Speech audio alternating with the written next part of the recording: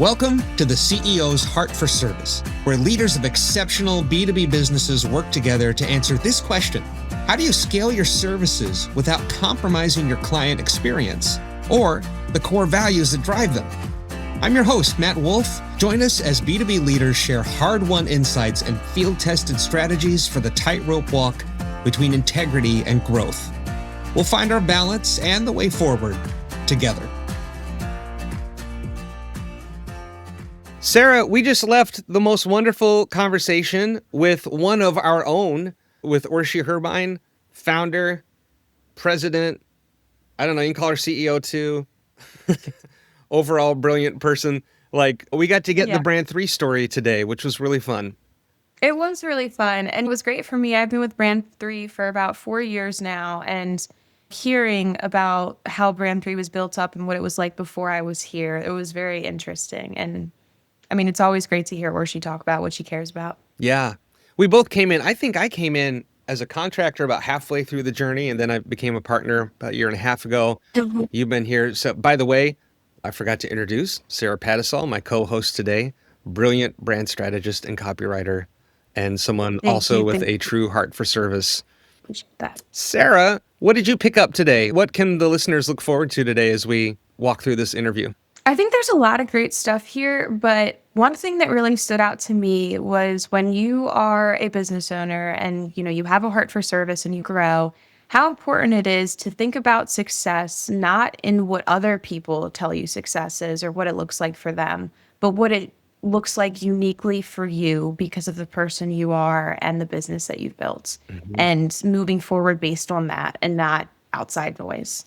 Yeah, I think something I end up saying a lot in this interview is some of the lessons we need to learn are just profoundly human and simple. And I think a lot of today's conversation is about giving people the confidence, leaders of other companies, to just be true to themselves and to feel okay filtering out all of the advice and all of the strategy and everything that people throw at them in their heads and just trust their gut. I think that's something you can look forward to hearing today as we listen ahead.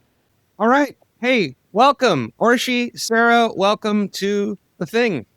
We're going to do it today. We've been looking forward to spending this time together to dig into our own story. Let's start with the basics for the audience here. We know who we are, but they don't. So let's just tell them about Brand3 and what do we do and who do we serve, Orsi?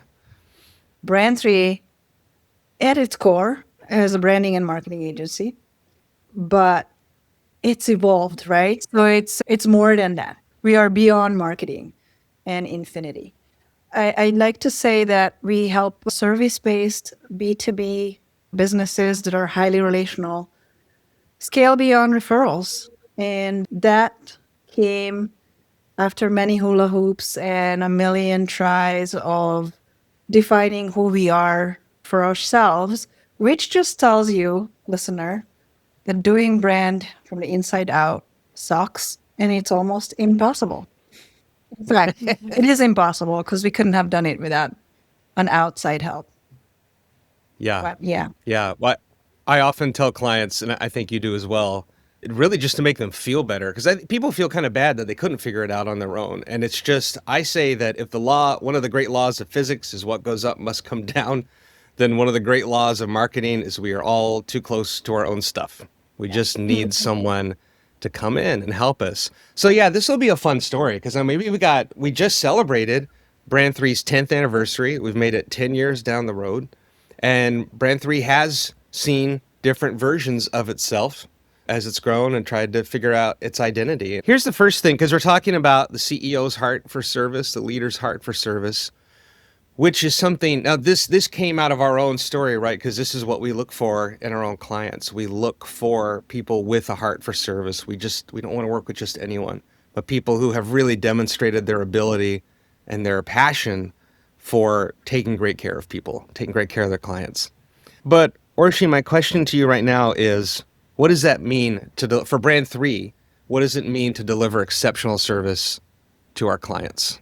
How do we measure that? Well, I mean, I would say we measure it through customer loyalty and feedback, but do we measure it or is it more like a feeling, right? Because I think at the end of the day, what's happening with what I said is that we serve highly relational B2B service providers is because we finally landed on really focusing on the people that we truly understand because we are them, right?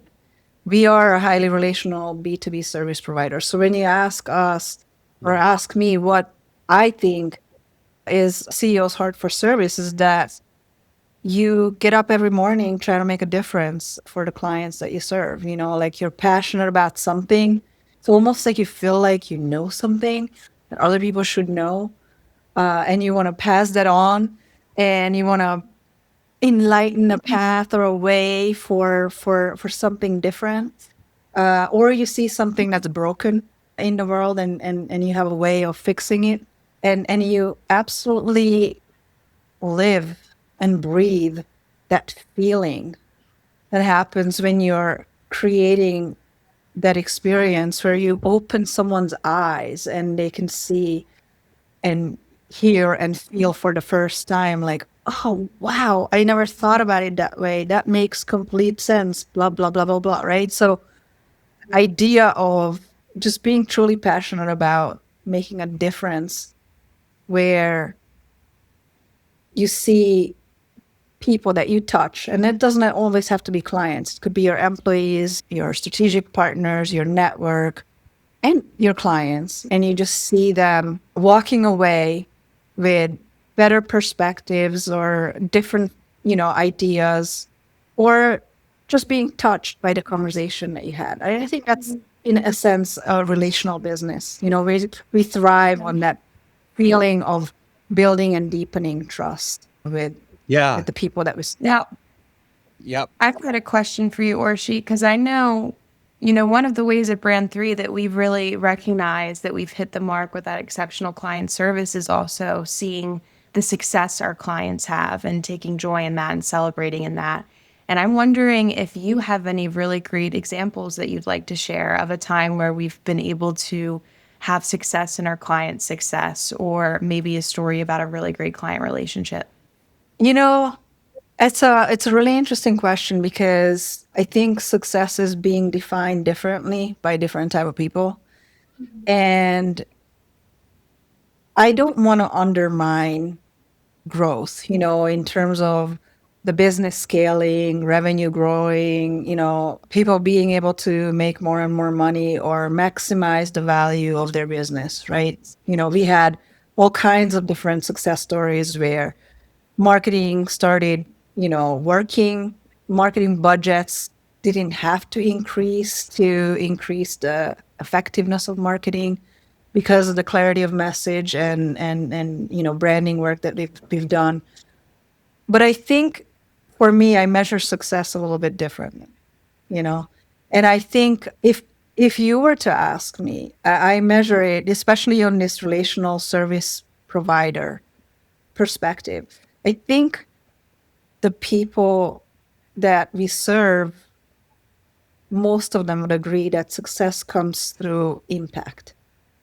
So it's not necessarily making more money, but just making more impact because of that very thing that you bring to market that you want and passionate about, you want people to know about, right? So the ability to give that to more and more people, or the ability to use it in a way that it's more effective, is what I call success. And, not necessarily just the monetary value of a business, right? Yeah. Are there any specific clients that come to mind or examples when you think of success like that? Yeah, and without naming anyone, we've had just a client recently who has attributed a lot of their success in being able to transition out of their business because of Brand3. Like the ability to have a brand that captures the true story and is marketable because it's so clear, enable them to get a greater value for their business when they sold. And I think that's one way, one example of how branding can make a difference. Orshi, I'm going to jump in there because I think in this case you might be being too humble because they accomplished something really extraordinary. And they did all the heavy lifting. We gave them the strategies that helped them get there and did some stuff that helped them along the way. But because of the brand strategy, what really happened is they had the confidence in the final negotiations with the private equity firm to achieve an astronomical a multiplier on their EBITDA, like something that's really truly unheard of, and to make the exit on their terms and be able to stay with the company because that was something else they wanted.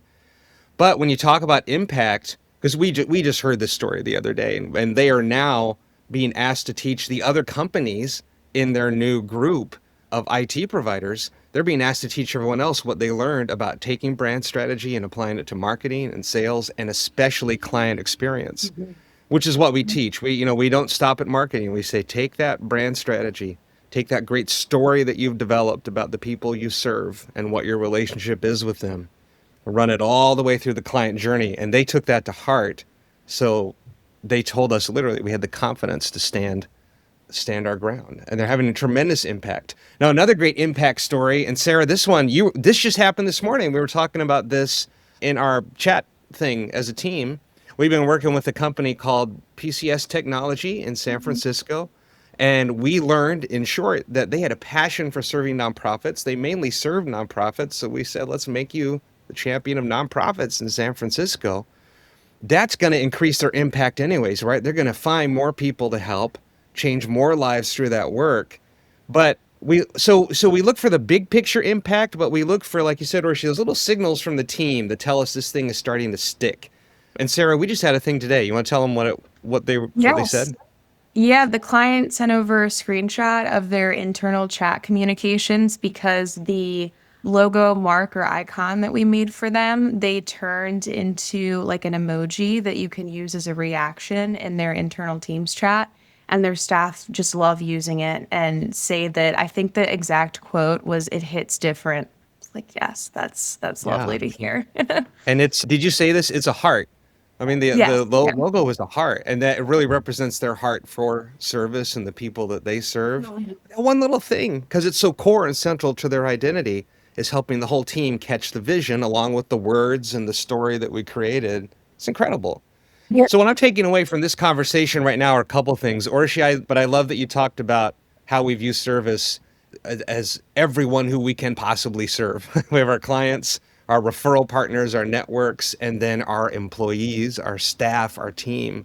I love that. And I think we're looking at in this highly relational space, a highly holistic way of looking at success, because we've got analytics, we've got dashboards, we have numbers that prove success, but we look for these anecdotes and moments where we're like, it's sticking, it's making a difference. And then once in a while, when we're lucky, we get these sort of big success stories like an exit.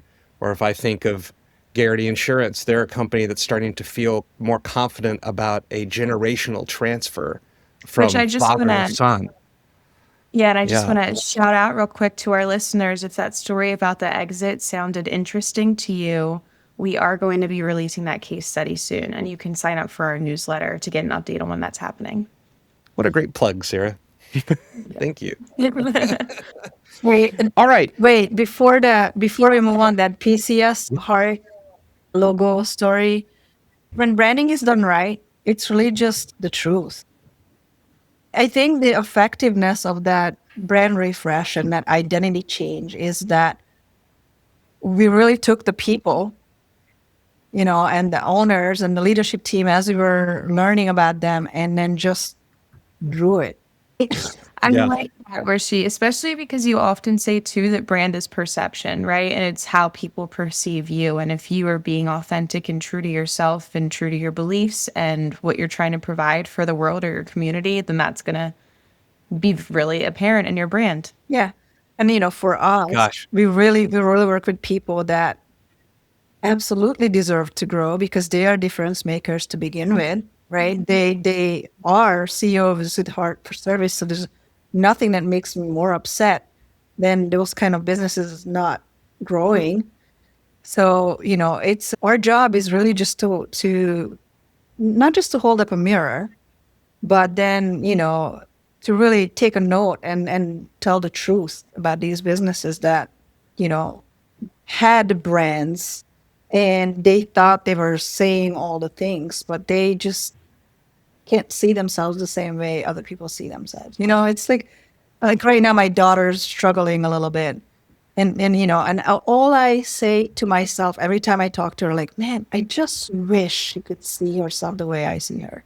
You know, and I think that's Mm. true to a lot of these brands. Like, I just wish they were truly being seen who they are, right? Oh, that's absolutely true, Archie.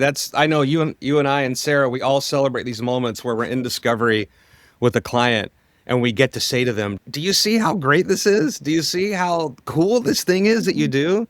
Do you see how this is something you can lean into and celebrate? Good on you. You built this." Like, people do amazing things, and it takes space like we're able to create in a discovery session for people to be recognized. Everyone's just so busy going, they just don't get those moments. And that's another way to serve, I think, is that we know we've served, is when we've found those gems and those things to truly celebrate about the client. And I think that Um, also connects back to why we can't do this work for ourselves by ourselves, right? No one can, because you need somebody to come in and create that space and shine the mirror back on you. And yeah, this is great. Orshi, I don't think I've ever heard you say that before, that when you get your brand right, it's just the truth. But that's so simple and clear. I'm gonna hang on to that and repeat that quite a bit, actually. Well, let's talk about what the podcast is really all about at its heart. This idea that, when you have a great service in place and you want to grow, there's a big problem ahead. You have to figure out how you're going to grow without compromising the quality of your service or the core values that made you great to begin with, and makes the whole thing work and makes it special. So we're going to talk about that story here and Brand 3's story of that. which I would just have to say really quickly that I think working with Brand 3, we have the opportunity a lot to help other people with their core values and to think about core values. And I personally, out of all the core values I've ever seen, I think Brand 3's are my favorite. Nice. Well, I guess we better say what they are now. Yeah, I think we should. Can we do this? Oh my gosh, I hope we can do I this. can Okay. do it. Difference makers, 100%. tr- true to self, creative thinkers, clarity seekers, Team collaborators team collaborators. and adaptive advocates. Yes. That's right. That was the one we added a while back. Adaptive advocates, being open to change, always ready to pivot on behalf of clients, and because this world is changing very fast. And we all have to work to keep up. Yeah. It's true, Sarah. Actually, that particular set of core values I thought rang true and was a not small factor in me joining on as a partner, because I thought they were unique and really defined the culture well. But they weren't always there, right? So let's talk about the story. Orshi, if you think back of the 10 years of Brand 3, where have you felt that tension of needing to maintain quality of service, staying true to core values? What are some moments of growth that have challenged those things as you think back through the years? We're just going to explore some of those. I remember the days when I was just a little graphic designer.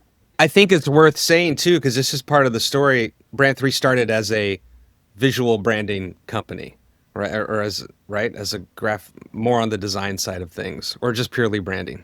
It was a brand. It was, yeah, for sure. For sure, it was a branding company. But I just did graphic design, right? So like I was very much into, making things pretty.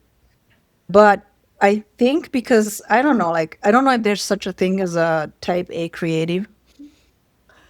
I always liked the logic, behind creative. I always liked the box, like in fine art, there's like, ooh, a concept, I'm paint, and play with it, and blah blah blah. Like, like what can I do? I feel like nothing would ever get done if I got myself in that headspace, because you can just forever and ever tweak it and play with it. And in graphic design, there's a box. There's a box of what the client wants, what it's for, who it's for, what does it have to look like? Is it part of a bigger thing or is it just on its own thing, right? Like, I always loved the box because I love the challenge of how can I make my best, most amazing work within the boundaries of which they were set, right?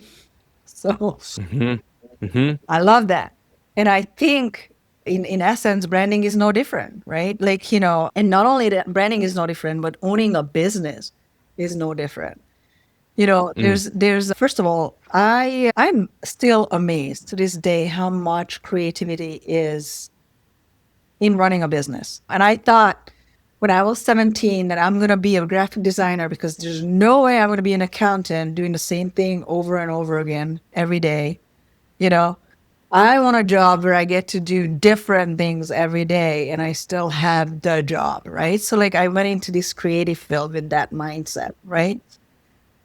So because I'm logical, I'm actually almost more logical than aesthetical because I think that strategy in the box is what allows me to be logical and strategic with even a creative piece, right? Hmm. That's why branding was super like head on. Like, what? I've been doing branding forever. I didn't even notice. You know what I mean? Just when I finally met our real true founder, met Chris, that's when I realized that I've been doing branding for a long time. I just didn't know what it's called and what it was. And I kind of like this a lot. This really fits. And then I had another kind of pivotal change of turning, that to the next level of owning a business, a branding business, right? So like, and I finding this very similar. No, right? So like that's kind of like the my background story. But Brand 3 is, as we were evolving, I think one thing that never changed that we've always truly 100% been a branding company, right? It's just what's changed is how do we tell that story and connect with the audience because of what they think and feel and know about branding. Where are we most relevant to them? And the truth is, I think to this day, there's a big gap in the knowledge of branding, and it's very risky for us to just say we are a branding company because brand is still very misunderstood, you know? So out of branding, there's also very natural extensions into marketing. And even prior to not just marketing, but sales and customer experience, those are very, very natural extensions of branding. So I think as we've evolved, we put together a really unique approach that's more of a, like an overarching and holistic, and it's a not siloed, but connected and integrated approach to branding, where we take a lot of the business aspect and the client journey into consideration and kind of like weave it all together. Because branding in its silo, not applied to the greater functions of the business, is just as bad as a beautiful postcard that went out and has nothing to do with the rest of the story. And there's a disconnect, right? So I think it's really important to understand that branding is integrated and it's almost like the foundation that radiates into every aspect of the business. And that's why, I mean, I don't know. Personally, I love it. Now, Orsi, with Brand 3 and, our growth journey over time and how we've really kind of honed this space for ourselves, honed our expertise and grown in this area. So coming into Brand 3 with Matt, Chris, obviously, these core values we have today are things that the two of you demonstrated, but I'm not sure if you really had the words for at the time. So do you feel that as Brand 3 kind of scaled and found its area, that the values, our core values, naturally developed alongside of it, or how did you arrive there? I believe the core values that we have are 100% me and Matt's values as founders. I think this is relevant for a lot of relational B2B service provider. I really think on some level, the entire essence of the company somehow resonates the heart of that CEO, right? And I know that out of our core values, I'm 100% most resonating with difference maker. But any of you who you know me knows that I'm a creative thinker, I'm a clarity seeker, I'm a team collaborator, I'm an adaptive advocate, and also a difference maker, right? I mean, you guys know that I'm all of those things. And I think, in essence, those core values somewhat the mirror for that founder, right? Who created I love the that. business for, and you know, what more joy is to work with people who share that, who are like you, Mhm. who will join you in your mission of whatever your core values are, right? And, you know, for me, And I, working with an enormous amount of difference makers and now really creating a client base that invites a bunch of difference makers into my life and helping helping them tell their story, you know, as I work with them with everything that I know. Amazing, amazing, Mhm. you know. So Yeah. it's I don't know how, when and if they happen that they were conscious, but I can tell you that I resonate with every single core value, and I know Matt Christ does as well. And I also know that every one of you do as well, is because you were hired based on those core values. That's what I was And gonna you're Right. say. excited That to join this gang based on those core values. And now we are hunting and going after clients, not to sell to, but to help and Mhm. difference for based on those core values, right? And you Yeah. know, they all share core values on We're a lot of levels. we're seeing the fruits of that for sure. And let me add a point of historical clarity. There are two Matts in the story. So Matt Christ was a founder, and when he retired and exited the company, that's when I'm the new Matt. So then I came on, I There's came old on Matt board. and new Matt. I'm the new Matt. Orshi, so all this is true, right? We're seeing the fruits of celebrating and sticking to these core values. But what has made it hard to hang on to them, or what have been the challenges in making sure that that that they stayed true as the company has grown? Well, so there were slippery slopes in, you know, in the history of brand 3, and I one season particularly comes to mind where I think those core values, even though they were front and center in conversation, they weren't necessarily lived because the goals became skewed. You know, the goals of scaling didn't take into consideration the heart of the business, and were mostly focused outwardly in terms of revenue, in terms of monetary ideas, and then I think based on the definition of success that other people defined. And I kind of like, you know, bit into the apple and tasted it, and it was sweet at first, and then, you know, after a good couple of chews it turned very sour, and I realized this is poison, you know. And you know, I wish I could tell you that that was like 2 minutes. It was a longer period of time, and that caused, you know, things, you know, especially when, you know, I thought that hastily delegating relationships will allow us to scale. It actually, you know, it hurt us in the long run. And you know, while it was painful, I think it was also a really important lesson. And it's also helping us serve our clients in a different way now that we've walked that walk and not just Hmm. seen it or heard it or whatever. But I do think the outcome of that, those hard times, is that there's a clear understanding for me that relational businesses scale differently than some other businesses. Yeah, let's dig in on that for a minute because we want to talk about the slippery slopes, and I think this is something that a lot of people would have experienced. So I'm going to frame this just a little differently than you did, Orshi, having seen it from the outside. What I saw in your journey is something that I think a lot of people would do is you got into growth mode and learning mode and tried to learn as much as you could, all these strategies, right? And you've got the consultants and the conferences and the books and everything in your head, and it is easy to lose sight of, okay, but who are we at the core? And that's where those core values really come into play.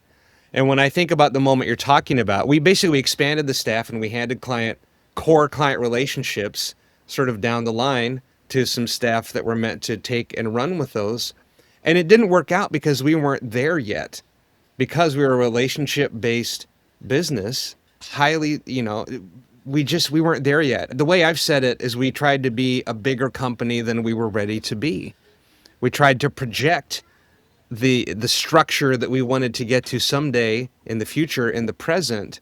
And the I think you nailed it. What it really short circuited was some core client relationships. So they're sitting on the other end, really not being able to understand because they entered into a different model. Wait, but why are we talking to such and such now? And why can't we, And then the immediate question, because we're all kind of wired this way, is, oh, but I can't talk to you anymore. I liked you, and that it's a very basic human thing. But a lot of the things that trip us up in terms of scaling and growth are very basic and very human. When you think of scaling the company, there have been moments where you needed to add staff, where you needed to grow, where we needed to expand. Where have been some of the challenges just in terms of the idea of scaling Brand3? I mean, we're talking about now, but what else comes to mind? What are you asking? The whole theme of this, right, is about how do you scale without compromising the Without quality of your compromising, services? right? Well, again, I think, Matt, it comes down to the definition of success, right? If I dial back, on what Orsi wants, and even looking at that journey where, I was very much in growth mode and goal oriented, and everybody was buzzing in my ear, their things, I never wanted to be an enormous enterprise, I don't think I want that. I actually really enjoy client work. I really enjoy solving problems, right? And Yeah. and why I don't dispute that I know exactly what a successful business is, like in terms of profitability and capacity. What matters most to me is being a difference maker. Like really, it really boils back to what's your definition of success. And if I picture Orsi Herbein, the one I want to be, I'm an extremely kind and generous person. I'm a very, very good boss that is loved, and I'm creating a workplace where people just can't wait to come to work because it's fun, and we care about each other. And then I have clients that truly appreciate the value I bring to them, and they appreciate my team, and they appreciate the insights that we give to them and the difference that we make for them, right? Like to me, at the end of the day, that's what matters. So I think any type of growth or scaling that jeopardizes that isn't going to jive with me. And at the end of the day, it's going to turn into that sour tasting, not right feeling in my stomach, which I experienced, a couple of years ago. And Yeah. and Have to be. that's, again, if I was a different kind of person who measures success by EBITDA and, bottom line and profit margin and things like that, then I would probably have a different answer for you. But I think to a CEO with a heart of service, the difference comes, at the end of the day, when I close my eyes, did I do my best? Was I there for people? And did I do everything in my power to make this world a better place? For sure, I love that. And I think that offers a good gut check too for those CEOs who have that heart of service, who want to scale and grow, but don't want to compromise themselves or their values, right? Asking, what does success look like for me as an individual? How does it align with my values? What does it look like for my business? And then finding that intersection point where you can achieve success in a way that feels right to you and your morals. Yeah. Your definition of success doesn't have to be everyone else's. It is yours and yours alone. I think that's a great takeaway. And also the other thing I hear in that I think is really important, and again, very human, very basic, but if you try to grow at the expense of being able to do the things you love to do, it's probably not going to go so well. And I think that happens to a lot of people. They kind of shit. This is why I started the business. I love doing this work, but we're only going to grow if I give that away to other people and I've got to do other things. You've got to have that tether to the thing that you love. It's a great point, Matt, because if growth comes at the cost of those things, I don't want it. Right? I'd rather stay small, and that's fact. But if there's a way to grow, which I know there is, where you can hold on to those values, and in turn, what the result isn't just a Ferrari on my front drive or whatever have you, but a greater impact, and more people being served and understand the things that we are teaching them, right? And can capitalize on and create a greater impact that way. I think that's so much more valuable. The domino effect. Like, why do I care about CEOs with a heart of service? Because they make such an impact, and they can do a greater impact if they are known and seen and have the ability to grow, right? Yeah, it's so cool. Every day when I get tired, the thing that keeps me moving forward is when I get to think about the coolest thing we get to do in this particular business is we get to help people who help people. So there's this whole downstream effect of impact. Okay, we would be remiss if we didn't talk about the thing that we've been hinting at throughout this conversation, that we really firmly believe that brand strategy is a tool because it is a story about the relationship between the business and who they serve. It is a tool that can transform how a business does not only marketing, but sales and client experience, because you're tracking the whole relationship and journey of that ideal client, figuring out all of the best ways to serve them, help them feel cared for. And that just creates momentum. You do sales faster. You get them to the point where they're ready to do referrals faster. That's the theory that we run under. So let's try a little rapid fire round. So not the long answer, but just the gut check, core impulse reaction to each of these things. We're going to look at those different areas and how Brand3 has changed over the years. So first of all, how is our perspective on how Brand3 markets itself changed as we have understood our brand story better? What's changed about how we market ourselves? Marketing is no longer impersonal, but it's more relational. 100%. The number one question that we ask ourselves is, how do we get in front of an audience so that we can show the brain? None of this that I just told you about will fit on an ad, right? So, Right. Yeah. So what's the minimum that I need in order to engage someone so I can have a conversation with them? So How can we meet them where marketing they're is at? relational and it's conversational. So where are the opportunities for me to get a little more glimpse into my brain, because it's not going to fit into an ad. Yeah. We've seen that, especially in the B2B space, people have been over reliant on digital marketing. Yeah. And it needs to be a vessel that shepherds people to a point of face-to-face human contact, workshop, webinar, networking, anything you can think of.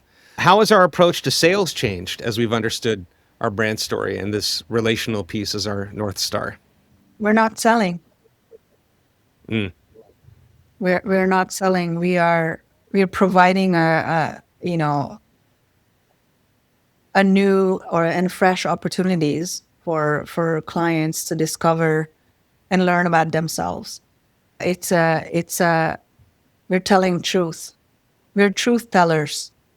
We see their beauty, and we have the ability to build that into a brand that reflects it, and tells authentically to prospects what's behind the door and sets expectations the right way. Yeah. That no uninvited will come in. And that sounds harsh, but the truth is that your business is not for everyone. There's certainly an ideal customer that's going to appreciate it. Not every personality or niche or industry will react to it the same way. And how do we debug that and Yeah. find the gems within them. 100%. And there's both freedom and growth in that perspective. That's what a lot of people miss. You're going to find growth by getting more specific, by niching down. Sarah, you want to ask about our last bit there? Yes, the behind the brand questionnaire. Oh, no. Is that right? Sorry. I'll grab this real quick and then we'll go do behind the brand. Or how about our approach to client experience? How has that changed over the years and matured?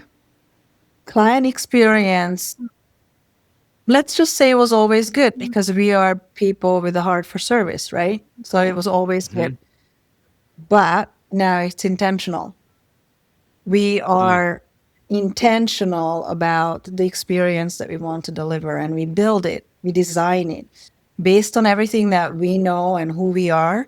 We design the experience in a very carefully curated way so that we are not missing any opportunity to create wow experiences. Yeah, we're curating it to each client and what they truly need. The other thing I would add in here that's a really important but simple lesson that we've been recently acknowledging is we had part of our team was client facing and part of it was not. Some of our folks were doing background work, and we realized that was a big mistake because they weren't getting the opportunity to have a relationship with the clients and feel that care and concern and also the joys of sharing the victories and the setbacks with them that we get.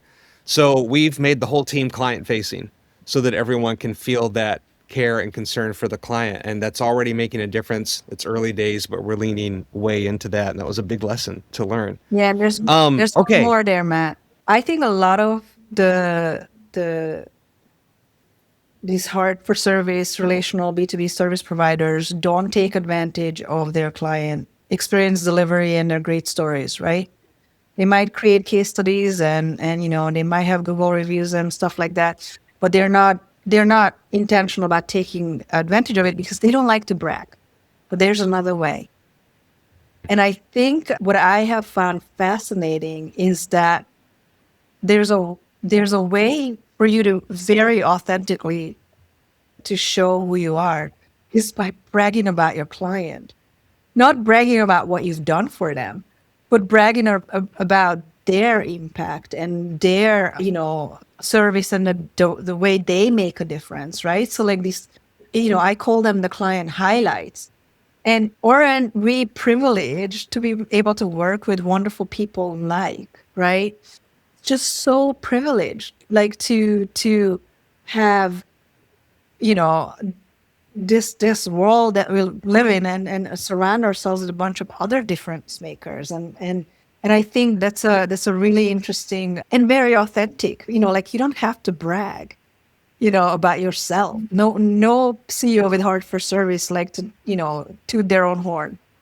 But you can do exactly what you love, and that is to talk about the wonderful successes and the impact your client bring to them. Yeah, You absolutely. Okay.